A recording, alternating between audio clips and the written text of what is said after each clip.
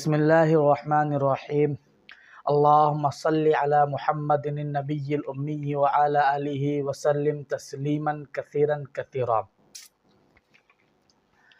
عزیز ساتھیو، آج میں انتہائی اہم عنوان پر آپ لوگوں سے گفتگو کرنا چاہتا ہوں۔ عنوان کا نام ہے سیکس ایجوکیشن۔ یہ ایک پردے میں رہنے والی چیز ہے، اسی وجہ سے عام طور پر لوگ اس پر گفتگو نہیں کرتے ہیں، جبکہ شریعت مطہرہ میں ہزاروں احادیث اور دسیوں آیات سیکس ایجوکیشن کی طرف کھلے طور پر رہنمائی کرتی ہیں، اور فقہ کی کتابوں میں مستقل ابواب اس کے لیے قائم کیے جاتے ہیں، مستقل چیپٹرز سیکس ایجوکیشن کے بنائے ہوئے ہیں۔ اور آپ کو تعجب ہوگا کہ جو کوئی بھی آدمی عالم بنتا ہے تو عالم کورس کے اندر سیکس ایجوکیشن ایک لازمی چیز سمجھی جاتی ہے، یعنی جو بھی عالم ہوگا اسے سیکس ایجوکیشن ضرور دی جائے گی۔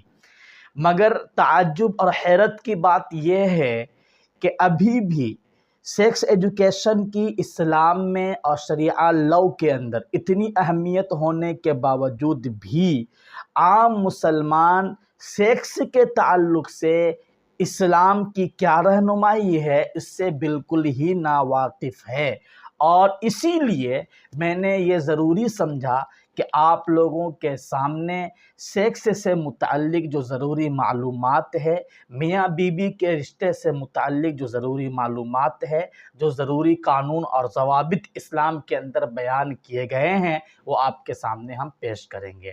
زیادہ وقت آج نہیں لوں گا، اسے اسٹیپ بائی اسٹیپ سمجھائیں گے، لیکن آج کچھ ضروری چیزیں جسے آپ ٹیرل کے طور پر آپ کہہ سکتے ہیں کہ عناوین صرف آپ کے سامنے ہم بیان کریں گے۔ اس کے بعد اگلے ویڈیوز میں کئی ویڈیوز کے اندر میں ہم پارٹ بائی پارٹ ایک ٹاپک پر الگ الگ ہم گفتگو کریں گے۔ ہاں، اس کی سیکس ایجوکیشن کا یہ جو لسٹ ہم شروع کر رہے ہیں، سلسلہ شروع کر رہے ہیں، اس کی ضرورت اس لیے ہمیں پڑ گئی ہے کیونکہ آج ہمارے نوجوان انٹرنیٹ کے ذریعے سے سیکس سیکھ رہے ہیں۔ ہمارے نوجوانوں کو صحیح رہنمائی اس بابت نہیں کی جا رہی ہے، جس کی وجہ سے ہمارا مسلم نوجوان، مسلم طبقہ اپنی زندگی برباد کر رہا ہے اور یہاں وہاں سے سیکس کی باتیں سیکھ رہا ہے۔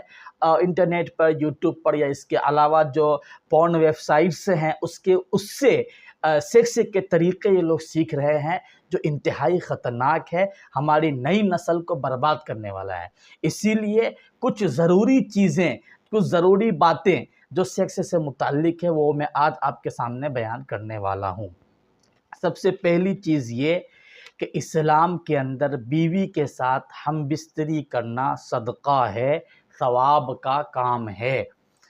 جس طریقے سے آپ کسی غریب کی مدد کرتے ہیں، کوئی نیکی کرتے ہیں، کوئی اچھا کام کرتے ہیں، تو اپنے بیوی کے ساتھ زیادہ سے زیادہ ہم بستری کرنا، بیوی کی تمام خواہشات کو، جسمانی خواہشات کو پورا کرنے کی فکر کرنا، یہ بھی صدقہ ہے۔ جس طریقے سے بیوی کے لیے، آل و اولاد کے لیے، گھر والوں کے لیے کمانا صدقہ ہے، ایسے ہی بیوی کو سنتشٹ کرنے کے لیے، بیوی کو مطمئن کرنے کے لیے اگر آپ کے اندر جسمانی کمزوری آپ کو محسوس ہوتی ہے تو اس کے لیے دوا وغیرہ کرنا، یہ سب کے سب صدقہ سمجھا جائے گا۔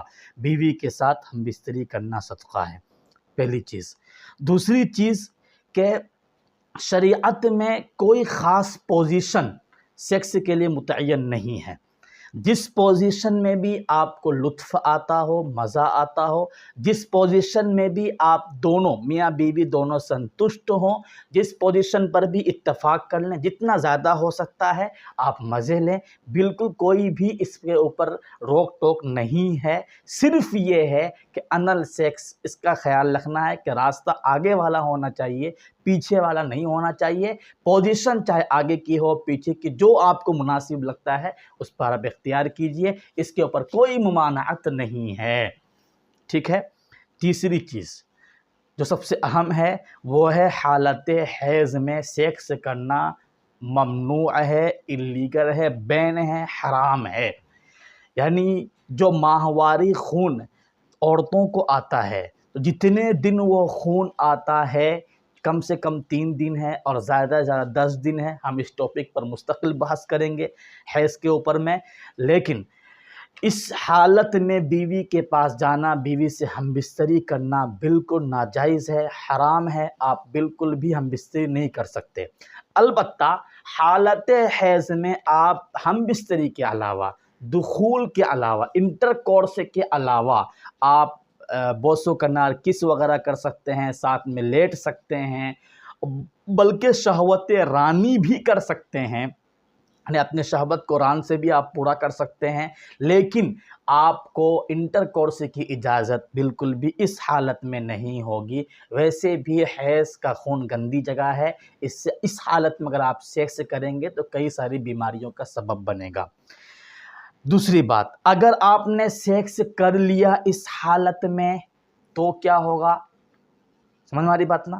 کرنا نہیں ہے، حرام ہے، لیکن اگر آپ نے کر لیا تو کیا ہوگا؟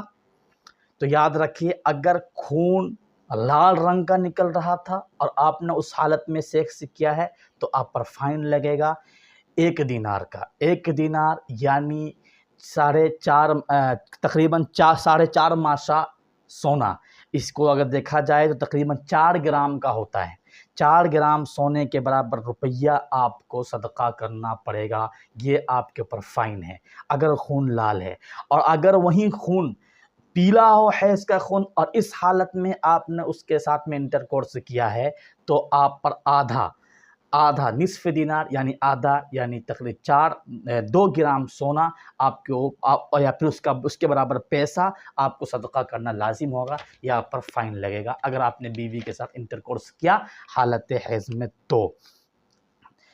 5ویں چیز، ایک بات آپ کو خاص خیال رکھنا ہے، نبی پاک علیہ الصلاۃ نے فرمایا کہ بیوی کے دبر یعنی پچھلے سوراخ سے انٹر کورس بالکل منع ہے، آپ سوچ بھی نہیں سکیں، اس بارے میں آپ کو خیال بھی نہیں آنا چاہیے۔ Anal sex ANAL anal sex is illegal in sharia قانون۔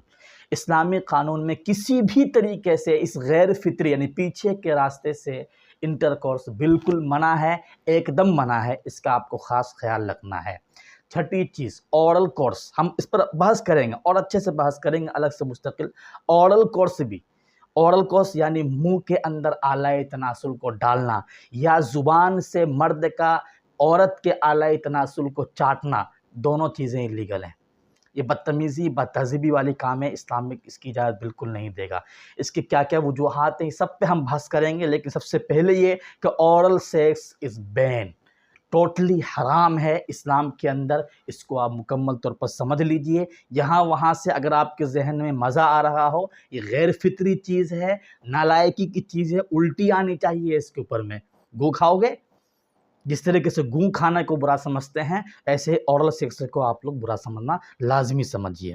نمبر 7 یہ ہے کہ اگر آپ نے دخول کر دیا، انٹر کورس ہو گیا ہے، تو انٹر کورس کے بعد انزال یعنی منی کا نکلنا ضروری نہیں ہے، صرف انٹر کورس کرنے سے ہی غسل واجب ہو جائے گا، مرد پر بھی، عورت پر بھی، میاں پر بھی، بیوی پر بھی، صرف انٹر کورس سے۔ حتیٰ کہ اوپر کا جو حشفہ بولتے ہیں، جو سپاڑی ہوتی ہے مرد کے آلہ تناسل کا جو سپاڑی ہوتا ہے، اگر وہ بھی داخل ہو جائے تو بھی انٹر کورس سمجھا جائے گا، اور ایسی صورت میں دونوں پر غسل واجب ہوگا، چاہے انزال یعنی منی کا خروج ہوا ہو، منی نکلا ہو یا نہ نکلا ہو، اس سے کوئی مطلب نہیں۔ سیکس کا نام ہے انٹر کورس کا، انزال منی کا نام انٹر کورس سیکس نہیں ہے، سیکس نام ہے انٹر کورس کا، لہذا جیسے ہی انٹر کورس ہوتا ہے، چاہے انزال منی ہو، منی نکلا ہو یا نہ نکلا ہو، غسل کیا ہو جائے گی، اس پر واجب ہو جائے گی۔ ہاں، البتہ اتنا ہے کہ ہم بستری کے بعد فوراً آپ غسل کریں، یہ ضروری نہیں ہے۔ اگر آپ چاہیں تو رات کو سو جائیں، وضو کر کے استنجا کر کے آپ سو جائیں، صبح کو بھی آپ غسل کر سکتے ہیں۔ اسی طریقے سے ایک ہی رات میں کئی بار آپ کو سیکس کرنے کی ضرورت محسوس ہو رہی ہے، تو ہر سیکس کے بعد آپ جا کر کے وضو کریں گے، ہر جمع، سیکس کو بولیں گے جمع، سمجھیے آپ اس کو کیا بولیں گے؟ جمع۔ تو ہر جمع کے بعد آپ جا کر کے غسل کریں گے، ایسا بھی ضروری نہیں ہے، استنجا کر لیجئے، ہو سکے تو وضو کر لیجئے، وضو کرنے کے بعد میں آپ دوبارہ انٹرکورس کر سکتے ہیں، سیدھا صبح کو آپ ایک بار میں نہائیے۔ یہ کچھ ضروری مسائل ہیں، اس کو میں نے آپ کے سامنے بیان کر دیا ہے۔ اب انشاءاللہ اگلے پارٹ کے اندر ہم اس پر مزید گفتگو کریں گے، اور نوجوانوں کے لیے خاص طور پر ہم اس پر بات کریں گے۔ اللہ تبارک و تعالی ہم تمام کو عمل کی توفیق نصیب فرمائے۔ وآخر دعوانا الحمد للہ رب العالمین۔